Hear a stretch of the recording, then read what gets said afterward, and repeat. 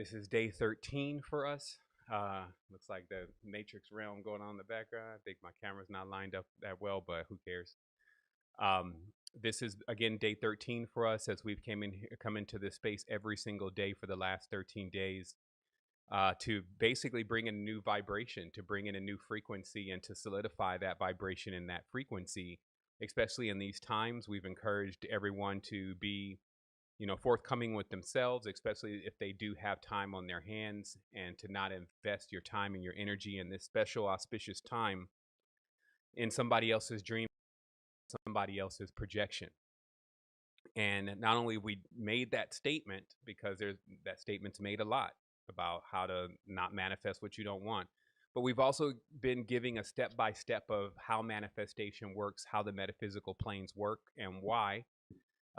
Not to just dictate to you, but also to show you how you can find this out for yourself and how you can look through other things and they will bear witness to what is being said.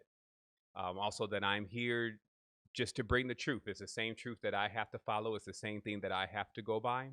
And it's always important to just bring what comes into the heart, and that will be fine if you are centered into your heart space, because there are several ventricles that come from the heart.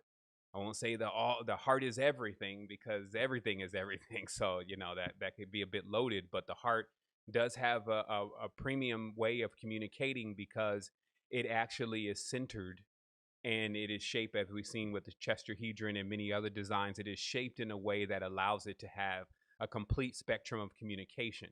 And so, unlike the brain and many of the other olfactories that are in this space, they have a tendency to deal predominantly with the higher regions.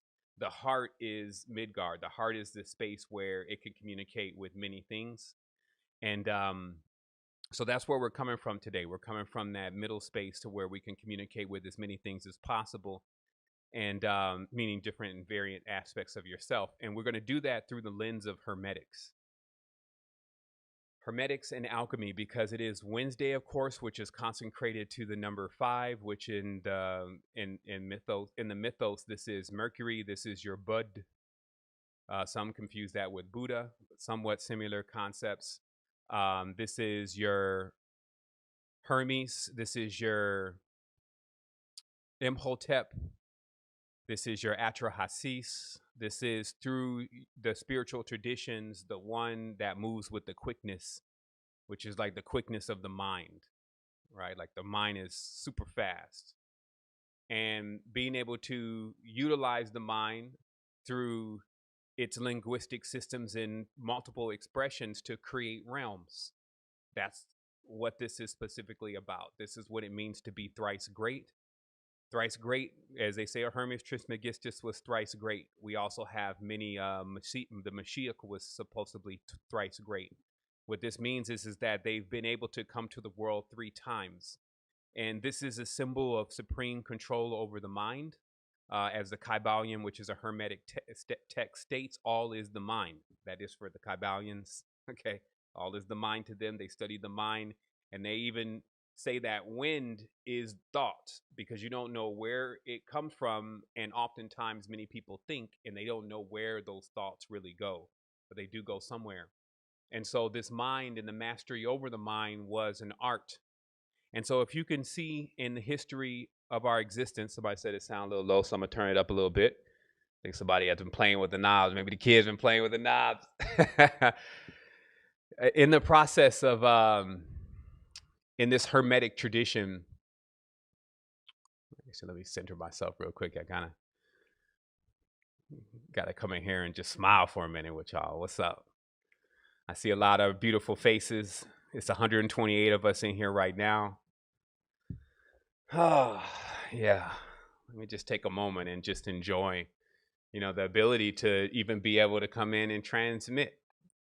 That's a gift within itself, and just to be able to be here with everyone and to know you're there. You are a person, not just in some weird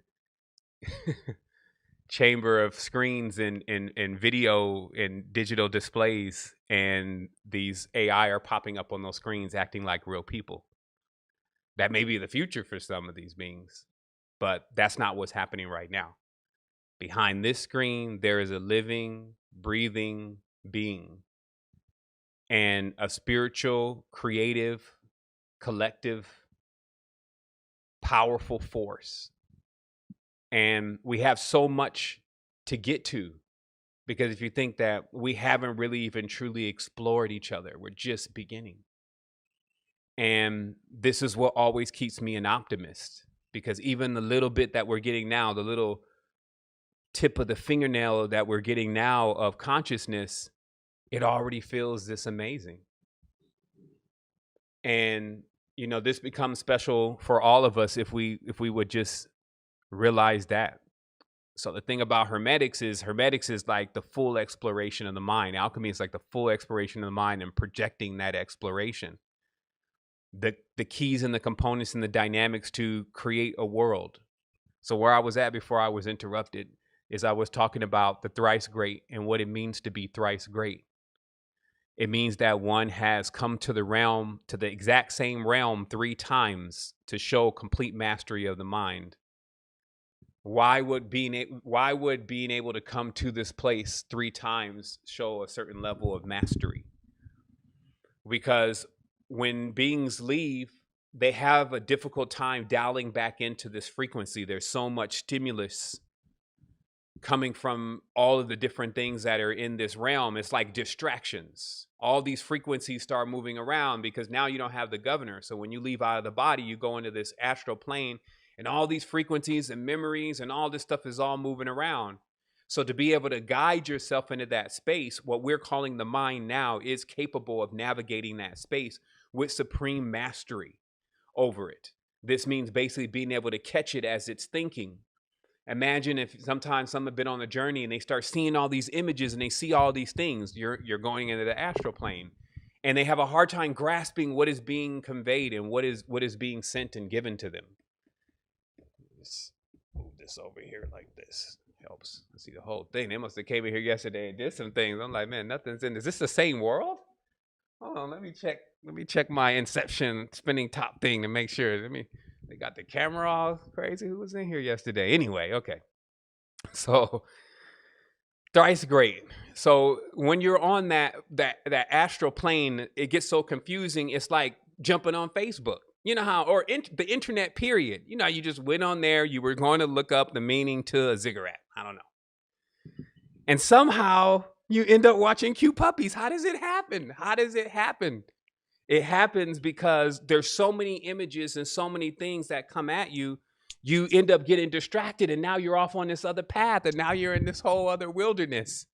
And many beings just forgot even what the first thing was that they were setting out to do, because now they're caught in the experience.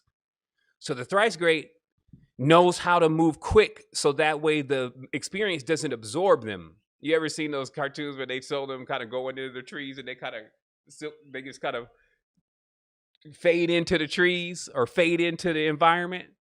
So what happens is that as you start going through stimulus and you go through memories and you go through actions and time and projections, when you get into that, you just kind of fade into it. So if you don't know how to stay fast, you could get kind of stuck in that way. And that's not a positive thing or a negative thing. It just means you stay for a while. The lights are on. This is also kind of akin to, since it's a web, and we all weave webs because we all have a silver line. All of us have what they call the silver line, which is a thread coming from the back of our consciousness, which is really the umbilical cord. And when we move around, we crisscross into that realm, and we create a blanket, basically, a geometric frequency of our existence, and we entwine that with others. It's sticky. So what happens is that if you move fast like a hornet, you can actually get into the spider web, even get the meal of the spider if you watch nature, and then be up out of there, and the spider doesn't even know what the hell even happened. So this just means that there's a consciousness that is so quick that it can move through the experience, gain what it needs from the experience, and then move on. That's really what today is symbolic to. So to be thrice great means that now you have this supreme mastery over the mind where you can dial in the same space 3 times and to actually bring yourself through those incarnations. I don't think, You won't want to come more than 3 times. That's why they always say 3 times is the charm. It basically means that you really, to ambulate something, to actually get all points and perspectives, 3 is the triangulation of all points and perspectives. So you come through the world, the exact same world 3 times, you're going to know what's going on. You're no longer going to get tricked by the switch of the lens. So today we're going to actually get into the switch of the lens and how that works, because in these sessions, I really want our tribe to learn exactly what they're seeing around them and what they're experiencing. Because every time I say that, I still feel piles of the secret and piles of the new age propaganda coming down also into those codes, into a person's mind. And then them saying, yeah, I know that. I know that. What do you know? Like when you say you finally know something, that means you're non-wavering. That means I flow all of this. So that's how you know. Until then, you believe and you work to push your belief into knowing and truth. If you are aware of something, I believe that, but you have never experienced it, you don't know it. So to know it then is like an intimate relationship. If they say, hey, you know, blase blah, yeah, I know her. And I've never spent time with her. I don't know her favorite color. I don't know anything about her.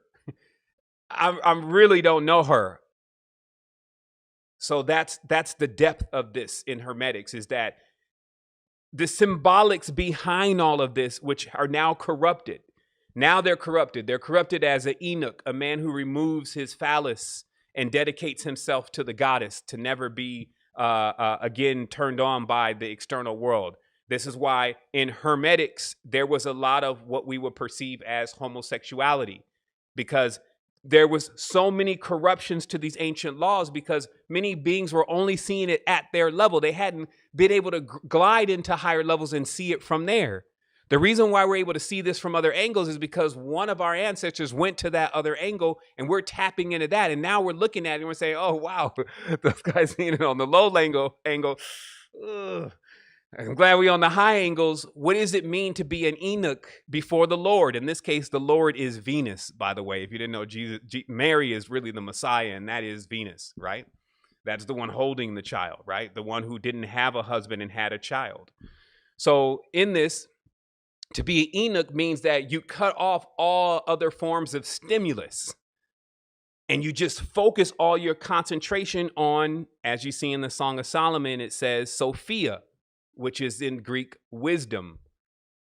Entity that is very similar to a virgin, meaning that it only can be with one. This means basically that how the energy exchanges, that, hey, you focus on me alone, and I'm a virgin. And now this is like the bride scenario going on. Now you must court this bride of wisdom who is already wise, so can see fools. This is why many fools never have her. So also, I'm not just talking about human females and human males, as we've talked about before. I'm talking about what's behind the eyes.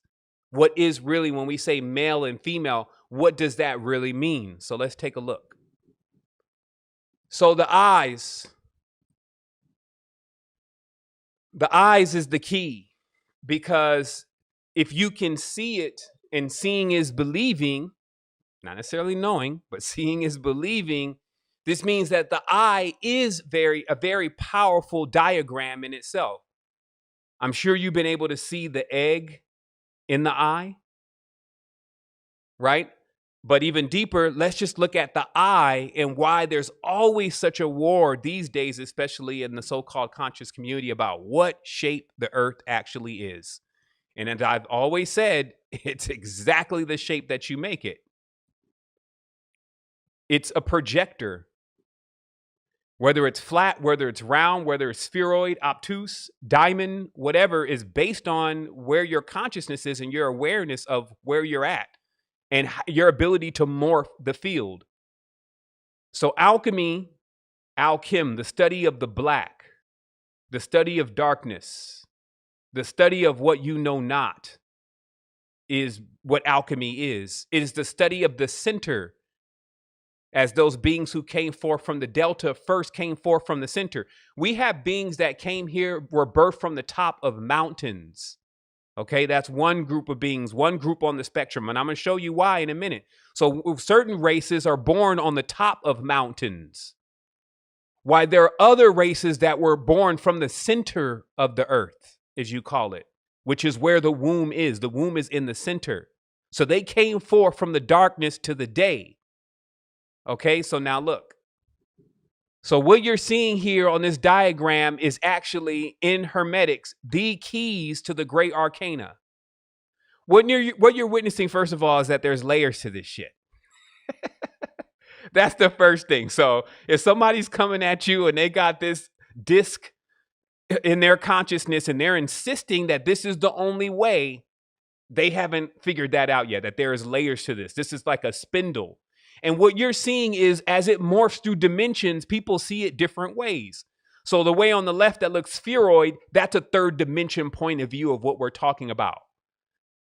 That's on the right that looks flat, that is our two-dimensional aspects of what we're talking about. Now, there is no hocus pocus mumbo jumbo here. This is factual and able to be proven that each layer of the reality, and I know this picture could be bigger, but you'll get it when I'm explaining it. Each layer of the reality is created through the actual procession of a specific energy coming through and turning, meaning making a complete turn or a complete anu. So the time in which lions ruled and all the energy that comes around that, the time in which bovids rule, those are cows, if you may, and all the energy that comes around that, the time in which the birds ruled, the time in which the dogs ruled. And we're also even in another time in which X is ruling. And those create these layers. It creates these spectrums. But as the alchemist knows, since this is all a template and it's holographic, you only need to see the original. You only need to see the first turn. And then once you see the first turn, you know how all the other turns are going to be. I can look at your parents and tell a lot about what's going to happen with you, especially if the parent has only been able to reach a certain ring.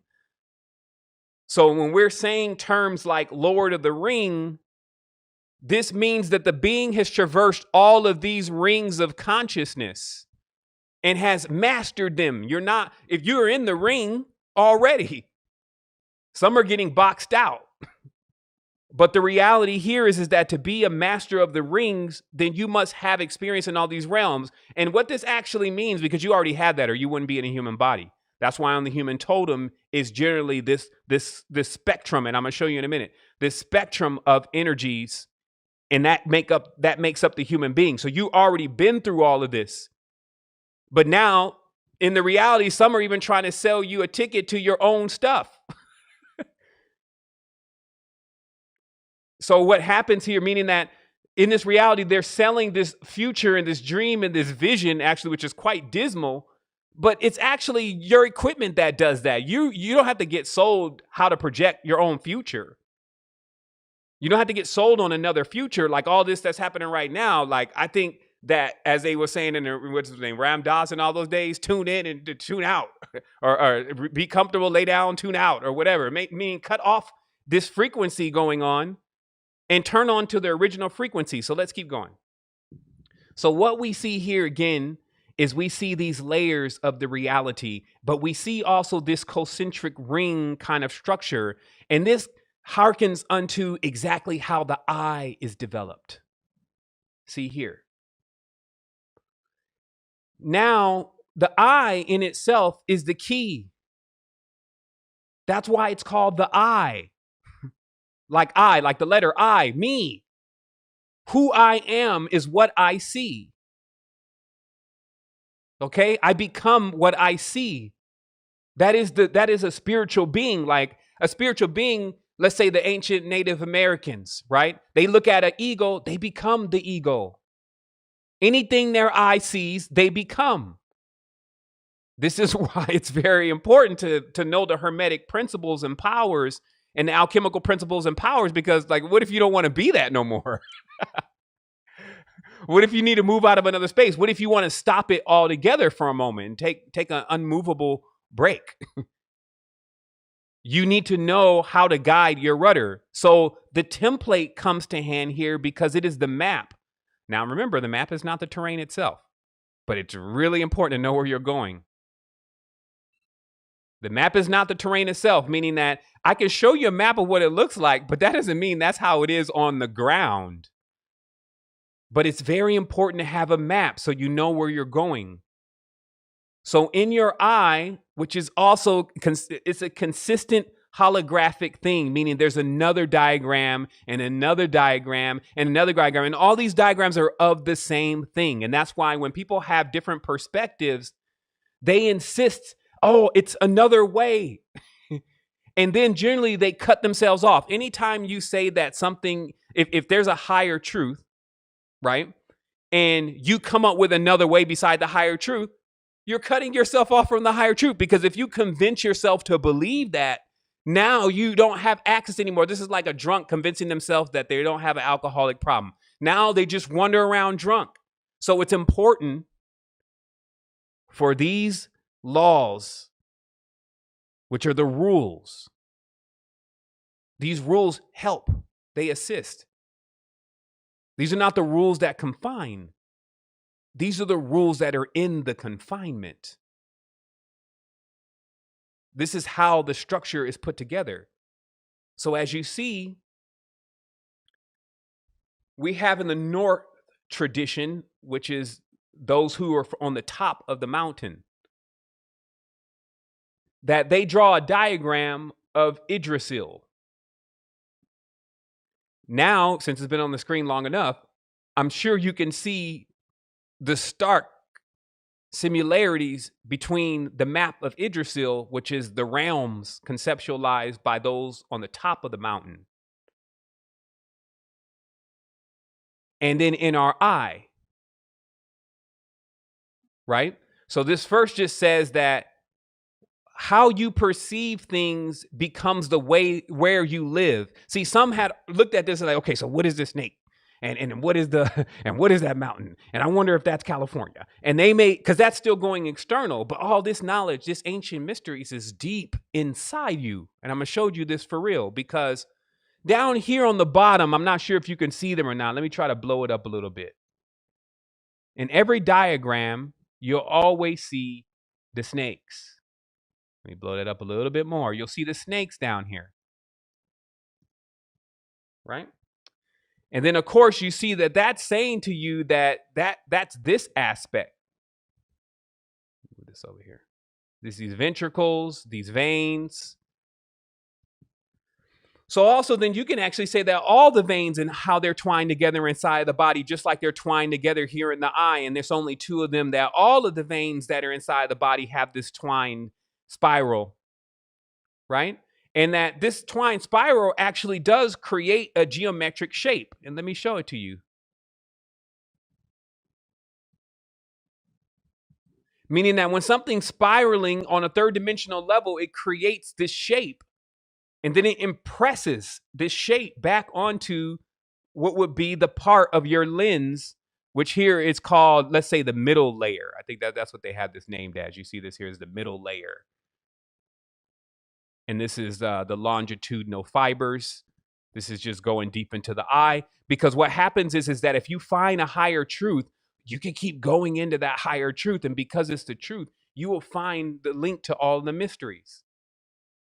The reason why we see the world the way that we do is because we have a convex hexagram filter right on the outside of the perception of the eye. So this means that when we're done with all of our internal conceptualization of what it is that we are seeing and what it is that we are thinking, then it projects itself through this lens, which is also seen and known to be the serpent, the eye of the serpent. What does that mean? That means that the idea of an external reality is that, and the creation of it is that of the Nagus. That is that of the Naga. That is that of a specific lineage that was like the predecessors or the precursors here on the planetary system. But because the eyeball is virtually the same in most beings except for the shapes, and I showed those diagrams before that, the shapes are a little bit different. So a shape of a goat's eye is different. A shape of a cat, a shape of a dog's eye is different. And this determines how they perceive the reality. So while we're all in the same space, technically, we're not all perceiving the reality the same. So this is how it is for the other beings that are around. That's why it says, let your eye be whole. Because there's another eye, because this dual eye right here has everything to do with the dualistic realms. And again, I'm not saying one is bad or good here. This is like the ultimate playland, especially if you figure out what's going on. You dive into these worlds and there's an entire thing set up already. The light's on. And you can go in there, you can get attracted, you can have all sorts of things, just like they show you in these Blade Runner movies and this altered carbon and all this kind of stuff, that it's like a virtual reality where you call up your experiences and pleasures, and you even experience traumas and death and pain and all that. And that's what's going on the front of the eye. Okay? Now, this is the serpent with all of the wisdom also, because everything about the external world is cracked within this geometry and within this dualistic aspect of things. That's called the wisdom of the serpent. So now what happens then is when you close your eyes, though, behold, a new world, a new realm exists. A blank screen where you're able to project whatever it is that you wish. There is a singular eye.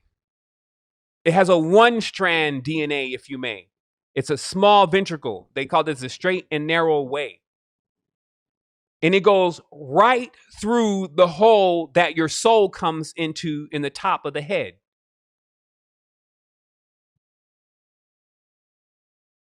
This singular eye allows you to have the vision of a supreme being, not just a god. Because remember, gods is actually Germanic kings. Good. It's funny because many of these Germanic kings were also melanated. There's a lot of truth that still has to come out. But in that, basically, if you could see the realm and rule the world and have all of this alchemical power and metaphysical power on the external planes, then you were a master of just the world. That means you mastered the two eye. But to master the third eye, that's the journey. That's the Mount Meru that they're speaking of, to unlock what we know as superior brachium, the real Brahman.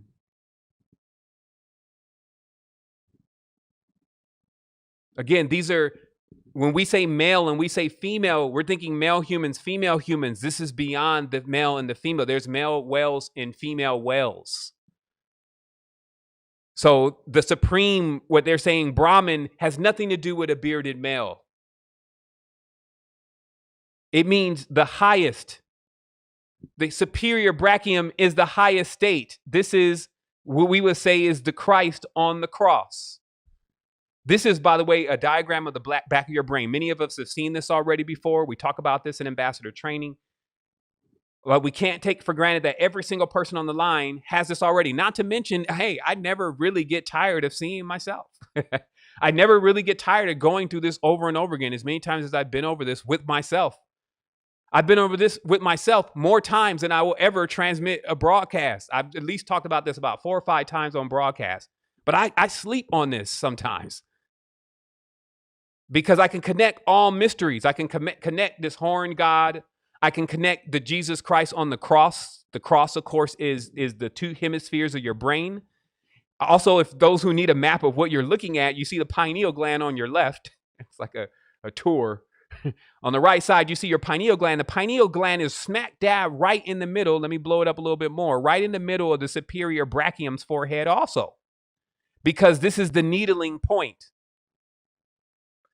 So we also talked about, just to make sure all the notes are in the same recording, we talked about how the condition of the superior brachium, which again is the back of your brain, is physically also the same condition of the person physically, meaning like if you're a little heavy set, if you're muscular, whatever, that's the condition of your superior brachium.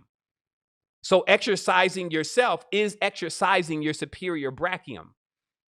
Now, unfortunately, or fortunately, depending on, what you were doing before this, the superior brachium and this particular aspect of self, this is the alien inside of the ship, finds itself betwixt, meaning actually spread through both hemispheres of the brain, and what we call the Cain and the Abel in the temple. This is the positive and the negative, like one thing saying to do something and then the other thing telling you up and down that you should not do it. And because of this, it splits the consciousness. And we already talked about on Monday about Rahu and Ketu, which is also a cognitive Enki and Enlil. And this split, and then the continuous war that goes on between both hemispheres in the brain, unless you unlock pineal and break these shackles, if you may, of the great mysteries in every extent then are hidden secrets. So they really do come out in the world as secrets. So let's look over here to this diagram of what they would say is the New Jerusalem. Now, unfortunately, all of the propaganda, somebody has bought all of the propaganda up of the Jerusalem in Messiah stories. They got that on the stock market now. So when we use these terms and we use these names, they bear almost no resemblance, meaning those who practice them now, it almost bears no resemblance to its original. It has been trodden,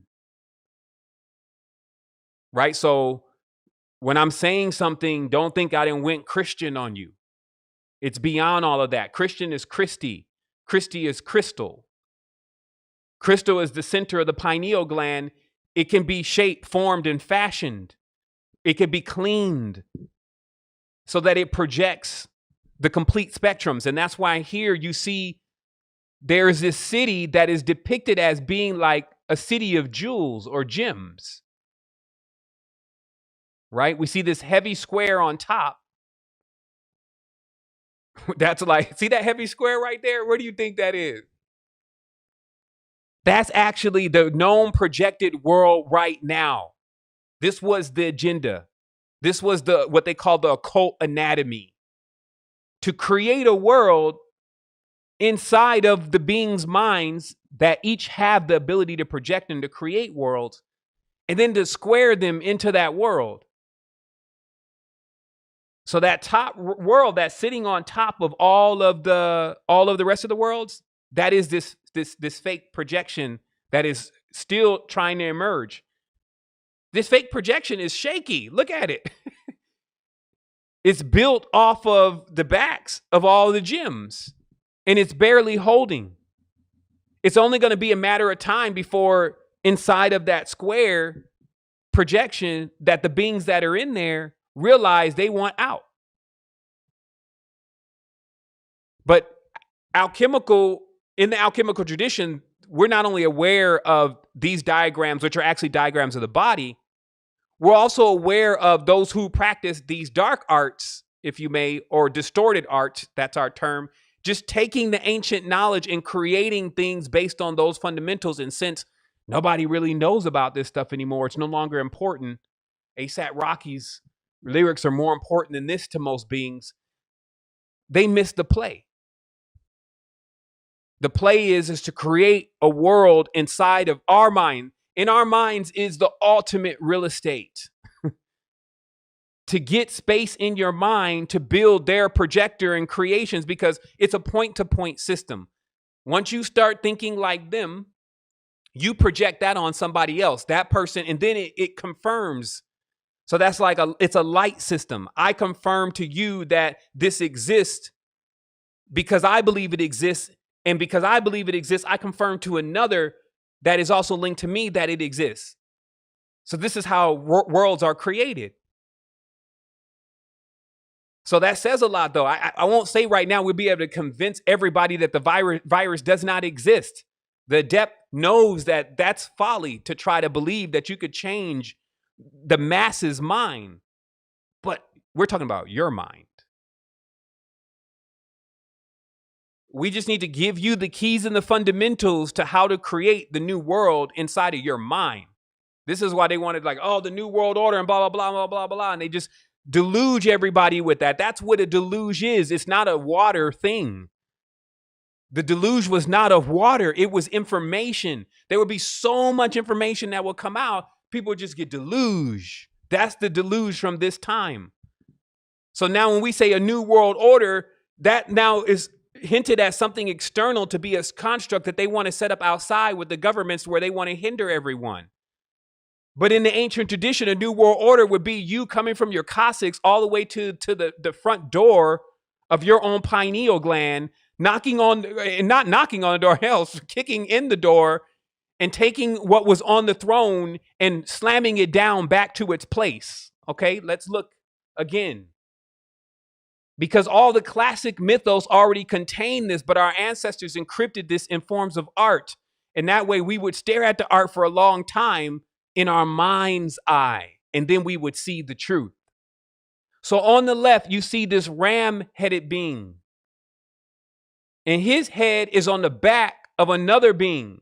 Now, I've watched many occultists try to decipher this, and it's a mess. This is very simple.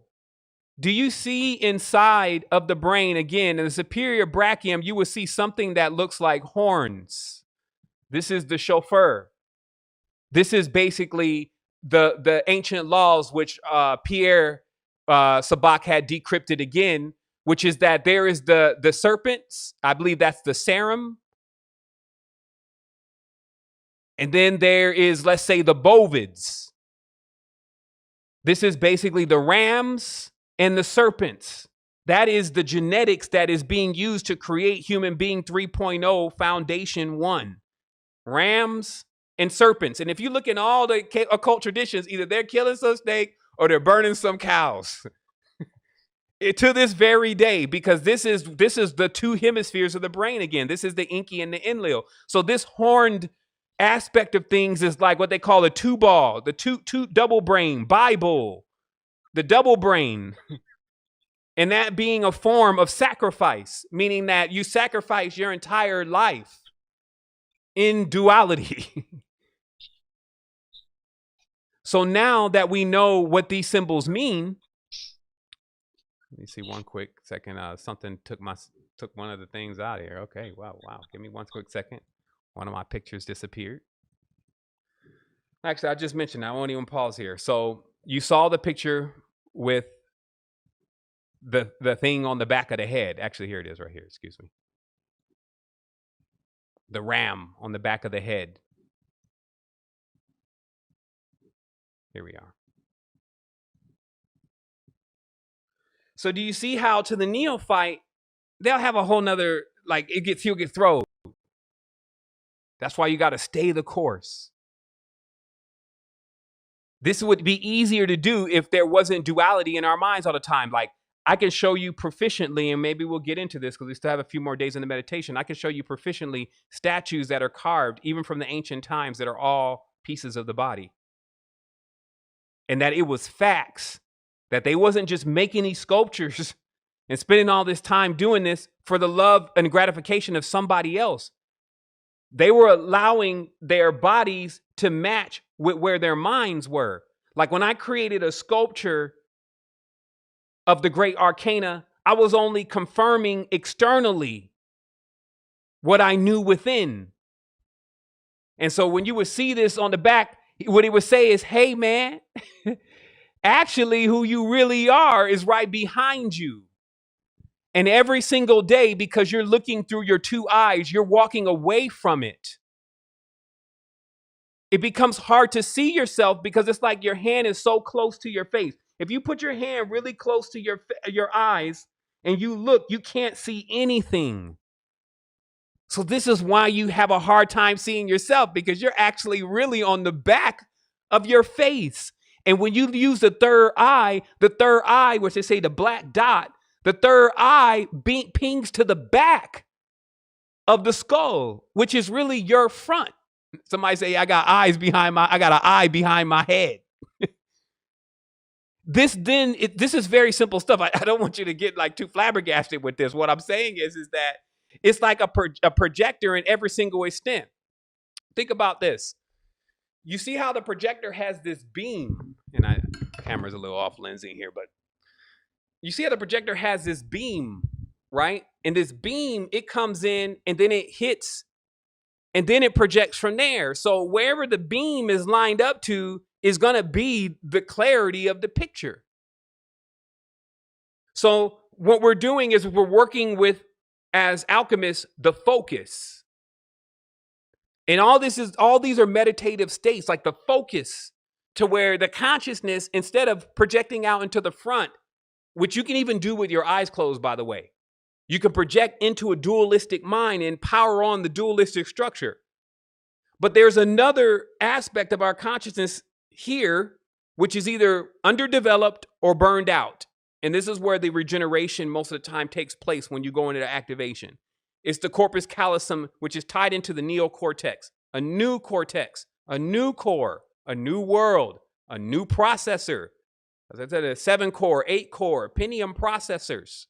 Okay, so this new frontal lobe, right, is tied in now to the neocortex and the corpus callosum. So callosum now, all of the other olfactories, they are not in rulership. They're not in leadership. Especially if you don't allow them to be. Now you rule from the center. This means this is a non-judgmental approach. This is the only way to get into the deep mysteries, because if you see something and you don't like it and you turn away right away, that's where they're hiding it then. That's what I found out. I was walking away from myself every day symbolically. Life starts with people walking out into the world to go and find something that is inside. So symbolically, yes, we are running from ourselves. Yes, all we need to do is stop, focus, turn inside, turn yourself inside, and then gain the ability to utilize your projector. That is there. It is facts. I can show you this stuff in so many ways. We could go into little plants and open them up. We can go to radiolaria and look at that. We can go and look into frequencies. We can go into cymatics. I can show you in so many different ways. And this is just one. And that's what alchemy is. Alchemy is the ability to see the blueprint within everything.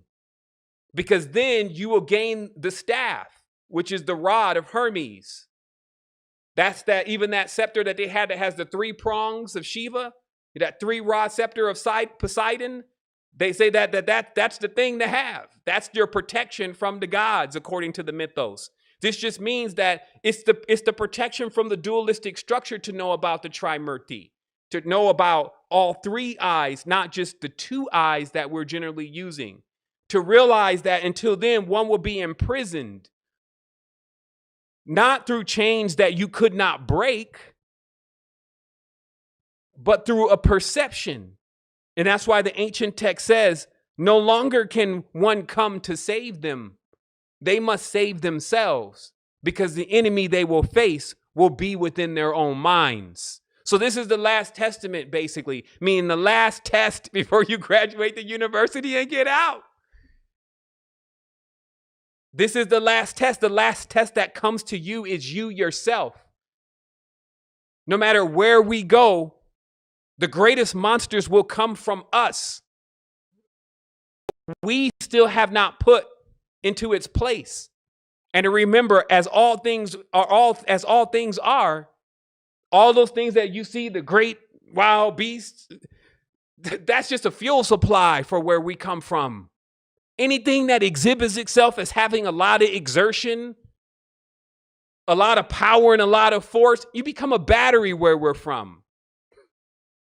Because that will get you only so far. You need to learn how to move without motive, which is to be in the current of life, to know these mysteries and to truly know them. It's like you can say them. It's like a thicker. It's like counting beads. I can roll this story consistently of where creation comes from. And no matter where you can display, I can break it down and build it back up. Right? And then what you're doing is you're focusing this power so that way when you detach, which, sometimes I just detach. You go into the realm, something's going on with the cosmos, you just detach. Now you can't actually, you're just not in this world really. You're somewhere else. Now you need to learn how to operate there. You need to learn how to stop everything and then become the Lord and the master of that world so you can become the Lord and master yourself. It's very simple. In the film, well, to do it is not simple, but it's very simple to comprehend. In the film Superman, they show the last one. They show that they send this baby basically to Earth. This baby gets here and this baby's having issues for one primary reason. The senses are so heightened that the world stimulus is overwhelming. And I just want you to take that right there because that is the key. All that Kal-El and all that stuff they're talking about, that's just a remake once again of the story of the Igigi. It's just explaining that you have so much power that the world is overwhelming. Do you know what a cricket sounds like? Do you know what monkeys really feel like when you're using your third eye and they coming through? Do you know what these realms and frequencies and spectrums are really about? How powerful they really are? No, because you're a bit governed. You have your body to step that down for you. That is like natural shielding. It's like what we talked about yesterday. You start forming fields around yourself so you don't perceive as much as you used to perceive. So that way you can get into a consciousness. That's what you're doing. You're getting into a consciousness. You're getting into a spectrum and frequency.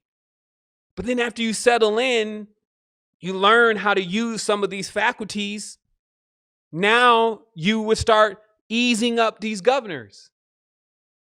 You'll start easing up on yourself about what you think is real and what you think the truth is. And all of these, why do you even need to be thinking? And why do you have to always know it? And so you start being able to open up the field. And just like a fish, the bigger your tank is, the bigger the fish gets. The more you're able to expand the reality that's around you with facts and the awareness of who you truly are. I'm only showing you yourself. I didn't come bring some God to you, some crying God. I bought you yourself. And yes, you're on the cross right now. Come down from that cross. All these stories are all stories about you. That's what makes them so dangerous when it becomes about somebody else, because that somebody else ain't you. Not really, none of it here really looks like Jesus, to be honest. So that excludes all of y'all. So this is all about you inside. Come down off that cross. But remember, who was on the cross? Who was on the side on the cross in the mythos? The thieves. It was the thieves over here. Always stealing you, stealing your ideas. Now, this word still is interesting because it seems to hint that you're moving. Remember, still, S-T-I-L-L, meaning not moving. Okay, so where this mystery is tied in, because this is just the whole riddle of the earths, the damn riddler language, right? It means that if you cannot steal your mind, somebody already stole it.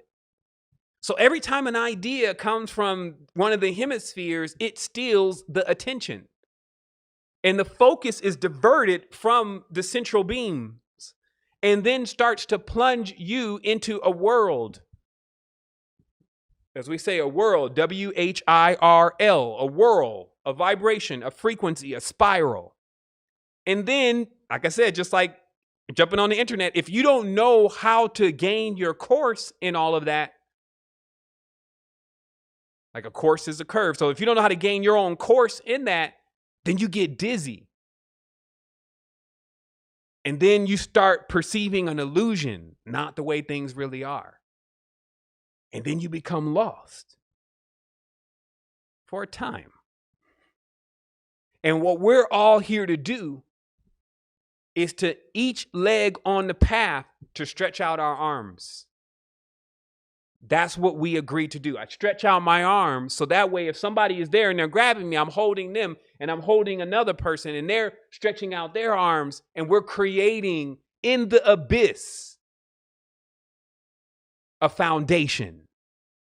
See, this is the foundation. Like when they have their arms open when they're jumping out of the plane, right? And then everybody links together. Somebody holds on to somebody's feet, somebody hold on, and then they create that. Now imagine, but the falling never stops.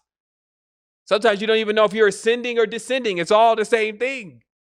But it's about creating that web, creating that net, and that's what DNA does. So when you may look at any of this stuff and be like, yeah, that's bad, that's evil, that's what they're doing to them.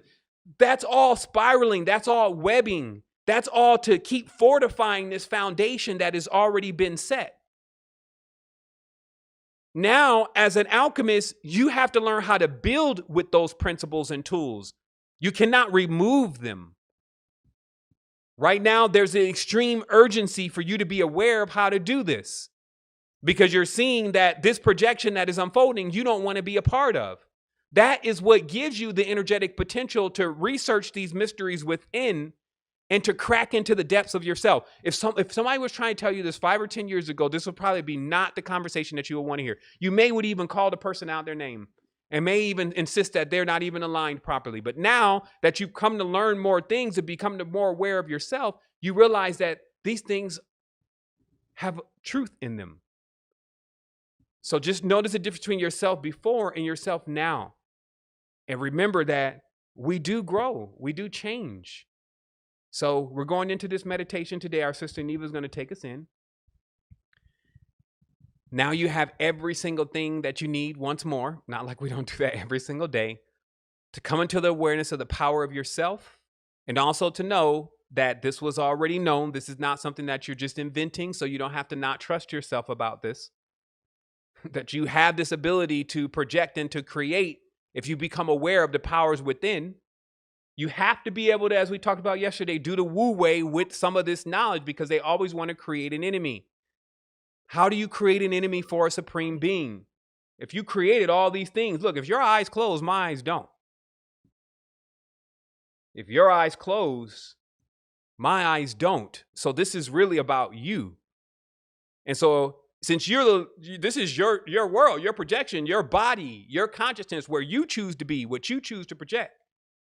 It's nobody else's responsibility. Do not give it to them. You will be waiting forever for somebody to change if it's up to them for you to get to the next thing and they need to change.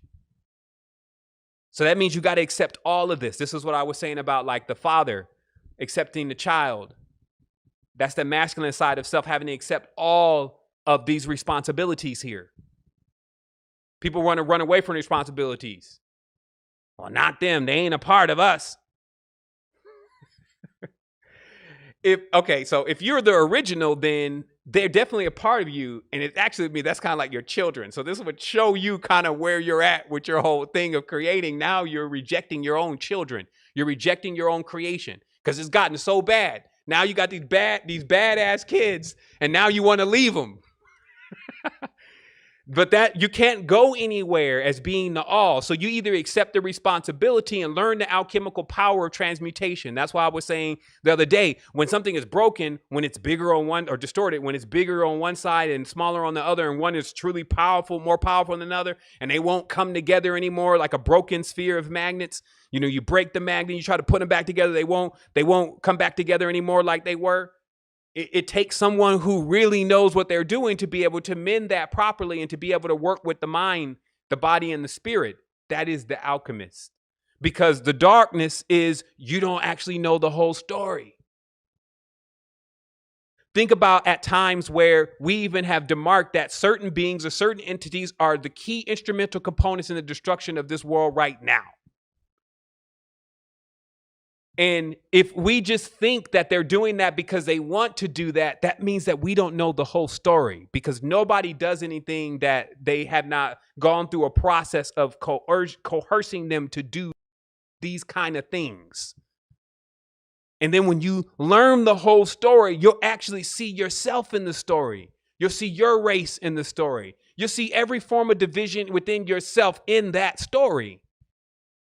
And then you'll be able to, through non-judgment, write yourself out of the story. Like I said, close the book. At the end of the game, the pawn and the king go back in the same box.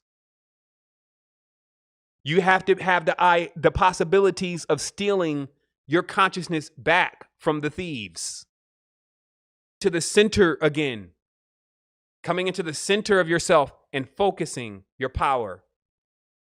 Not getting convinced you don't have it, not getting convinced that it's not enough, that you need to call on this external thing and that blah, blah, blah, blah, to know that it's there and to know the reason why you could not see it is because it was so close. But of course, that's where you would have hid your ship. You're inside of it.